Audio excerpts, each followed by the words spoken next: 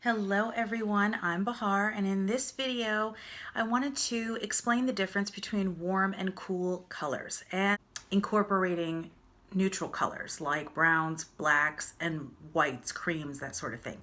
So let me first explain the color wheel. This is just a crafty color wheel I found for my kids when we were doing our art projects, but it's a good example or illustration, I should say, of the color wheel. And that's basically the basis of understanding warm and cool tones. So if you'll see on this color wheel, we have yellows all the way to reds on this side, purples all the way to greens on this side. Now, anything that is on this side of the color wheel is considered warm. Anything on this side of the color wheel is considered cool. Now you'll see the blues or greens, as they head closer to the warm side, they'll get a little bit more yellow or a little bit more blue or purple as they get closer to the cool side. The same thing with purples. This is a very cool purple, but as you get closer to red, it starts to get warmer. Now, for someone like me who has dark hair and light to medium features, I tend to fall in this side of the cool color scheme because these colors tend to flatter not only my hair color, my eye color, but also the undertones of my skin. Someone who has warmer undertones to their skin, maybe they have a yellow or bronzy undertone or deeper skin tone, they usually are flattered mostly by these colors, the warmer tones on the color wheel.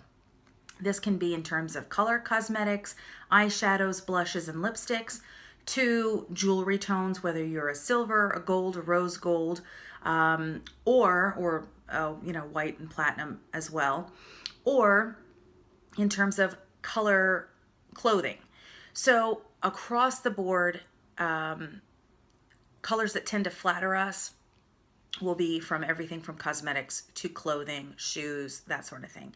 Now, this is just a very light touch on this topic, and I wanted to be able to explain it to a lot of people who don't understand. They say, well, I don't understand what a warm blush is versus a cool blush. I don't know how to choose colors that suit me best. And I go further into that in my color styling session service, and I can do that either virtually or in person. So I do offer that, but this is just an overview, if you will, and just to give you some examples. I just want to give you an example with products that I have, just so you can visually understand the difference. If you were to glance at a product in a store or in your own makeup vanity or bathroom, that you could automatically say, I've learned that I'm a cool girl, these colors are going to flatter me best. It's not to say that you can't wear warmer shades in the rainbow. You absolutely can, but some colors are going to just flatter you better than others. We can't all look the same in every single color. It's just not possible. So I want you to understand just at a glance and be able to pick out colors that you know flatter you best. And if you're confused still at the end of this video and you're not sure based on your hair color, your undertone of your skin, your eye color, that sort of thing, I'll be happy to help you any way I can. Okay, so first I'm going to just show you a couple of palettes. This is one palette that I have that is considered my cool tone palette. Now, when I open it and I show you the colors, you're going to see that there are some neutrals in there. So here we have our lighter tones, which can be brow bone highlights, your inner corner, or your lid shades. And by lid, I mean your mobile lid.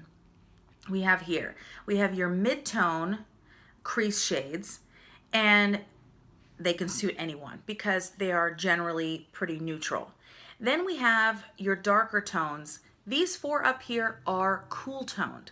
That means there is no warmth to them. There is no red or orange or yellow, which means they are cool. You have your smoky purple, your navy, a smoky medium gray, and then your black, which is more of a charcoal black. Down here, we tend to get a little bit warmer. So these tones here are definitely warm because they have more gold in them. This chrome shade has a little bit of a smoky purple silver. This is your typical icy silver. So these two are cool, these two are warm. See the difference here? This green, even though it is a green, it is a cooler green, meaning it has less brown in it and more darkness. I would say more black in it than brown. Okay, and then this shade here is a brown. It's definitely going to be considered warm. Even though it is a darker brown, it is still considered warm. So out of the two of them, this would be the cooler of the two, just because it has a touch more black in it than it would have brown. If it was a slightly muddier green or slightly more khaki, it would have more brown in it, and therefore I would call it a warmer green. But because it's a little bit darker, it has more black in it, and I would consider that cool. And that's another thing too, is that if something has more brown in it, for example, think about mixing paints or mixing, you know, if a child was doing an art project, if you're mixing colors together or crayons or whatever, if you're mixing more brown, then it's going to be more warm. If it's gray or black, then it's going to be cooler. White can alter in an opposite spectrum. So it's not going to alter the coolness of a color. For example, if you add white to a blue, it's just going to be a lighter blue. It's not going to make a difference. Now, if you add something like a white that has a yellowish base, then that could take it warm. And then you would have the difference between a warm light blue or a cool light blue. So the white would make it a cool light blue. A slightly yellowish base would make it a warm light blue. This palette is what I consider as warm as I would go. And this is a good mix, I would say. A lot of people gave it flack for not having enough peachy tones, but I disagree. I think it has plenty of the mid-tone shades. And it was meant to really give us a good, rich blend of summery and fall shades. So let me see if I can make sure the mirror is not in your way. All right. Okay. So we have, like the other palette, we have the lighter shades. We have a slightly yellower and slightly pink matte shades. We have a slightly gold. We have more of a white. We have both are considered warm. This one, yeah, they're both warm. But out of the two of them, this would be slightly more neutral. And then we have definitely warm shades because they all have some brown in them. This is a good example of a warmer green. It has slightly more khaki or gold in it than the previous green that I showed you. This is even darker than the gold, sorry, I keep saying gold, the green that I just showed you, because it has more black in it. So it's even darker. So out of the two of them, this would be the warmer green and this would be the cooler green. And then we have your definite warm shades here, a lot of brown and orangey tones. And we have the warmer purples. Warmer purples would have more red in them, and you can see these are great examples. These have more red in them than this one down here does. This has more black in it. Anything that has more red or orange is warmer. So these two would be your warmer purples.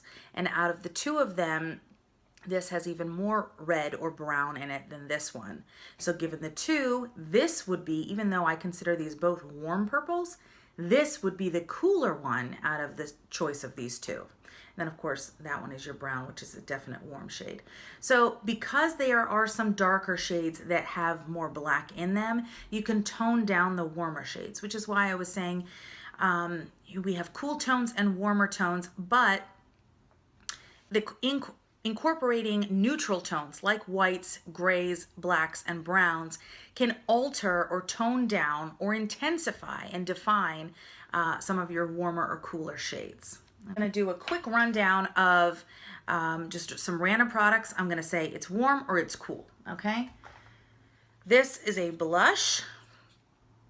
It is warm. It has orange and red in there, okay? This is what I would call a cool blush. It has a very icy pink mixed with plummy tones. Very cool on the cheeks. And today I'm very purple, very monochromatic purple. Purple, purple, purple, purple, purple. Everywhere purple, okay?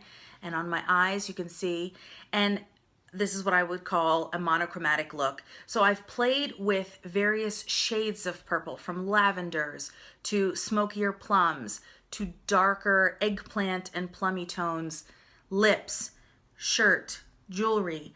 Everything you choose can be any range of one color to be a monochromatic look, but you can play with them in order to give a more balanced appearance. If every tone of purple that I chose was either warm or cool, it wouldn't blend and mesh so well.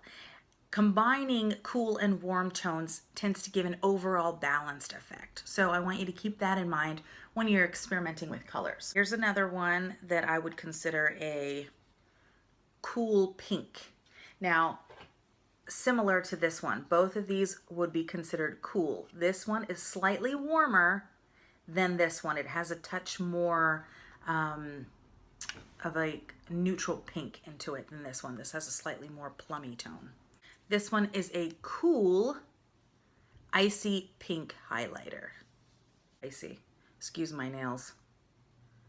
Very icy, but gorgeous. Absolutely gorgeous.